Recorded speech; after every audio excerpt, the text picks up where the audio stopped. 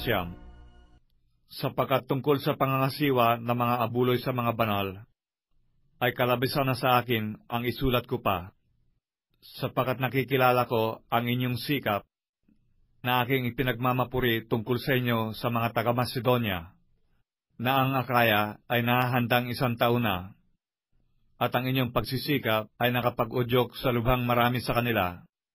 Datapwat, sinugo ko ang mga kapatid, upang ang aming pagmamapuri dahil sa inyo ay huwag mawalan ng kabuluhan sa bagay na ito, na, ayon sa aking sinabi, kayo'y mga kapaghanda, baka sakaling sa anumang paraan, kung magsirating nakasama ko ang ilang taga-Macedonia at kayo marat ng hindi nangahahanda, kami, upang huwag sabihin kayo, ay mga pahiya sa pagkakatiwalang ito.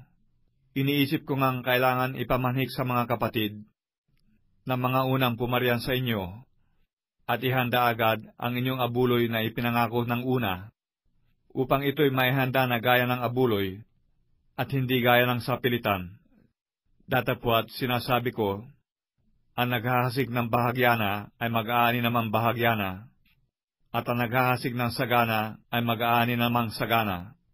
Magbigay ang bawat isa ayon sa ipinasya ng kanyang puso, huwag mabigat sa loob, o dahil sa kailangan, sapagkat iniibig ng Diyos ang nagbibigay na masaya, at maaaring gawin ng Diyos na ang lahat ng biyaya ay magsisagana sa inyo, upang kayo, na mayroon laging buong kaya sa lahat, ay magsipanagana sa bawat mabuting gawa.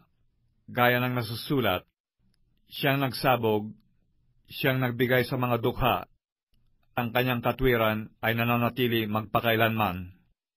At ang nagbibigay ng binhi sa naghahasik at ng tinapay na pinakapagkain, ay magbibigay at magpaparami ng inyong binhi upang ihasik, at magdaragdag ng mga bunga ng inyong katwiran. Yamang kayo'y pinayaman sa lahat ng mga bagay na ukol sa lahat ng kagandahan loob, na nagsisigawa sa pamamagitan namin ng pagpapasalamat sa Diyos. Sapagkat ang pangangasiwa sa paglilingkod na ito ay hindi lamang tumatakip sa pangangailangan ng mga banal, kundi naman umaapaw sa pamamagitan ng maraming pagpapasalamat sa Diyos.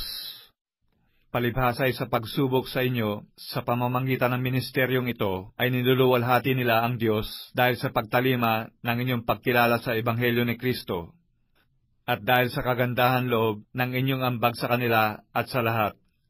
Samantalang sila rin naman, sa panalangin patungkol sa inyo, ay nananabik sa inyo dahil sa saganang biyaya ng Diyos sa inyo.